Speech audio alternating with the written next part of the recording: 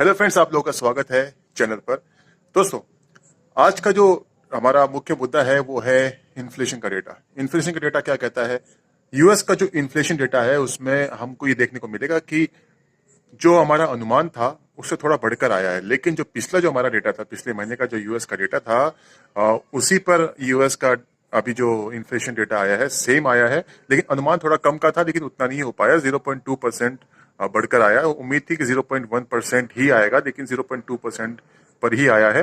तो मतलब जो पहले था लास्ट मंथ, इस मंथ भी वही सेम इन्फ्लेशन रेट आया है। तो उसका हल्का स्लाइटली असर मार्केट्स पर पड़ सकता है, स्लाइटली, ज्यादा नहीं। ऑलराइट, और अभी जो डाउ फ्यूचर्स हैं वो भी फ्लैट ही ट्रेड हो रहे हैं, लगभग फ्लैट, फ्लैट टू नेगेटिव कह सकते हैं। 0.30% अभी करंटली चल रहा है डाउ फ्यूचर्स। तो ये तो इन्फ्लेशन का डेटा जो आया उसका थोड़ा सा एक माइन्यूट असर है, लेकिन मुझे लगता नहीं कोई खास असर इसका पड़ने वाला है। साइडवेज चलेंगे मार्केट्स, थोड़ा सा ऊपर थोड़ा नीचे ये चलेगा। अभी इस महीने तो ऐसे ही चलने वाला है, मैंने पहले की वीडियो में बताया है। अभी मार्केट्स में ये अप डाउन चलता रहेगा। और निफ्टी की जहां तक बात करें, निफ्टी भी एक रेंज में ही चलेगा। निफ्टी अभी मैंने आपको बताया कि 24,700 से 25,500 की एक रेंज होगी, उसमें ही ये ट्रेड करना चाहिए। 24,700 टूटता है तो 24,200 का अगला सपोर्ट आएगा। तो ये एक बड़ा सपोर्ट है, यहाँ पर रुकना चाहिए गिरावट। कोई नेगेटिव खबर आती है बहुत ज्यादा तो बात अलग है, अदरवाइज 24,200 एक मैक्सिमम, एक वहां तक गिरावट आनी चाहिए।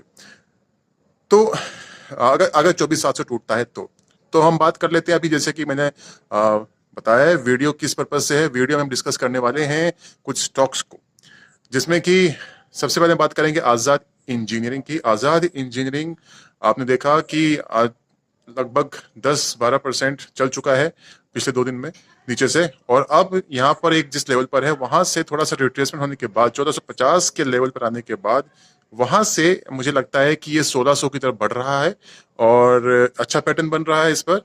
तो इसको अपने रडार पर आप रख सकते हैं।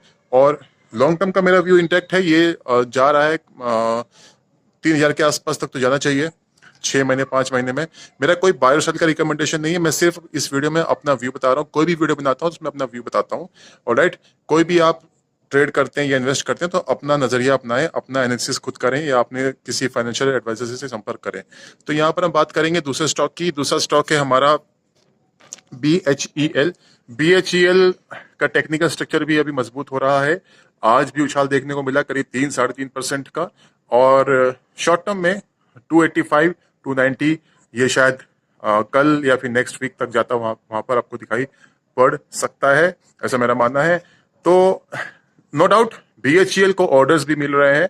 रेलवे और इलेक्ट्रॉनिक से जुड़ा हुआ, इलेक्ट्रिकल से जुड़ा हुआ ये स्टॉक है। तो नो डाउट पावर से जुड़ा हुआ स्टॉक भी है, तो इसमें स्कोप है आगे, नो डाउट।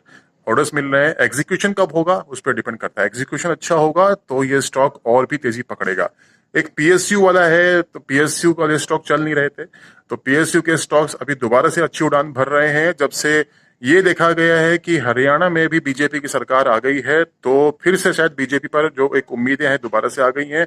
तो PSU शेयर्स थोड़ा इसलिए भी चले हैं कि ठीक है, थोड़ा सा नीचे भी आ गए थे, करेक्ट हो चुके थे, और अब वहां से उड़ान देखने को मिली है, क्योंकि दोबारा से बीजेपी सरकार पर भरोसा आ रहा है। उम्मीद आ रही है कि शायद बीजेपी दोबारा से मजबूत होती हुई दिखाई पड़ रही है, इसलिए PSU शेयर्स थोड़े से और रडार पर आए हैं, लाइमलाइट पे आए हैं और उछाल देखने को मिला है। तो BHEL अभी यहाँ से अच्छा व्यू है, नो डाउट यहाँ से चलेगा। 85 टू 90 का शॉर्ट टर्म का टारगेट है मेरा। और अब हम बात करेंगे दूसरे स्टॉक की, जो कि है हमारा जेंसा टेक्नोलॉजीज। जेंसा टेक्नोलॉजीज भी 700 प्लस तक गया था, उसके बाद नीचे आया है। अभी if I am not wrong ये 480-90 के आसपास चल रहा है, if I am not wrong. तो यहाँ से आप देखेंगे 480 680 है, कुछ ऐसी लेवल्स हैं। तो यहाँ से करीब 5-7% का मूव तो मुझे दिखाई पड़ता है। यहाँ से मतलब उसका बॉटम बन चुका है, ऐसा मुझको लगता है। 670 680 के आसपास कुछ है अभी, तो वहां पर इसका बॉटम बन चुका है, और वहां से अब अच्छा उड़ान देखने को मिलना चाहिए। बॉटम क्यों बना है? बॉटम इसलिए कह रहा है कि 200 डेमा का सपोर्ट है यहाँ पर, तो वहां से एक अच्छी उड़ान देखने को मिल सकती है। और टेक शेयर्स पर मेरा भरोसा है, जैसे कि मैंने बताया। तो ये करेक्ट हो चुका है, यहाँ से अच्छा मौका है इसको एक्यूमुलेट करने का।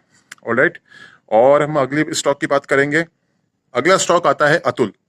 अतुल एक केमिकल का स्टॉक है, 8135 पे इसका रेजिस्टेंस है, 8135 8140 के पास। एक बार अटेम्प्ट किया आज इसको क्रॉस करने का, लेकिन सक्सेसफुल नहीं हो पाया, थोड़ा नीचे आया। लेकिन व्यू अभी भी बुलिश है।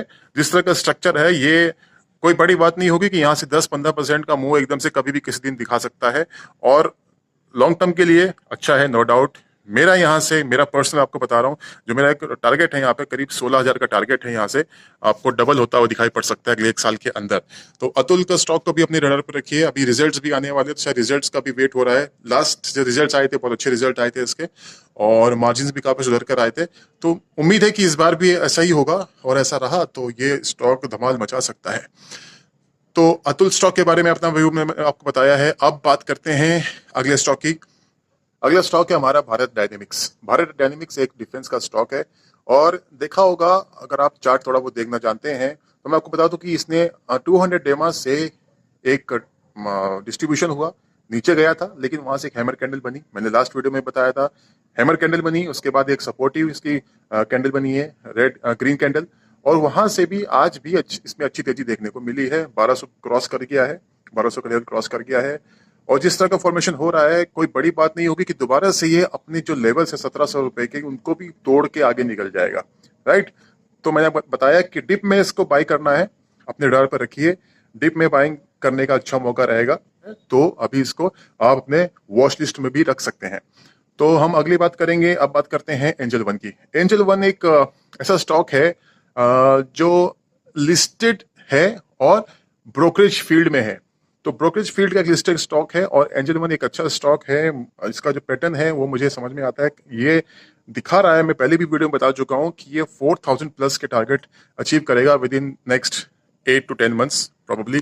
तो आई होप सो कि हो सकता है जल्दी ही ऐसा कुछ कर दे, और जल्दी ही यहाँ से भी अच्छा एक टारगेट देखने को मिल जाए। लेकिन हाँ, थोड़ा सा जैसे कि अभी कुछ फेरबदल हुए हैं सेबी के द्वारा, कुछ चार्जेस कम किए गए हैं, घटाए गए हैं, तो उसके चलते भी और जो आपकी वीकली एक्सपायरी को भी कम किया गया है, तो उसके चलते हो सकता है थोड़ी बहुत ट्रेडिंग कम हो।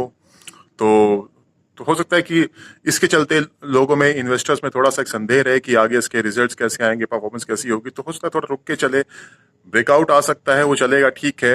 लेकिन कुछ लोग पहले से ही, स्टॉक मार्केट तो पहले से ही भांपता है चीजों को ना, तो अगर वैल्यूएशन सस्ते हो रहे हैं, ठीक है, अच्छा है, आगे तो ठीक है, कोई बात नहीं, क्या होगा।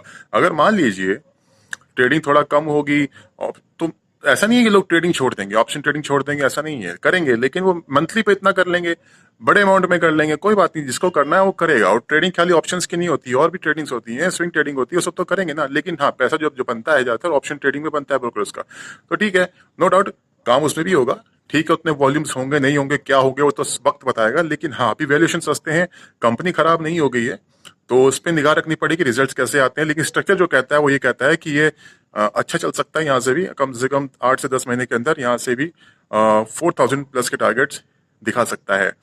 और शॉर्ट टर्म में करीब करीब 3200 तक किया जा सकता है अगले 1-2 महीने के अंदर, ऐसा मेरा मानना है।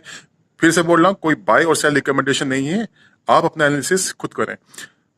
तो अब हमारा आता है अगला स्टॉक, जिसका नाम है क्रोनॉक्स लाइफ साइंसेज।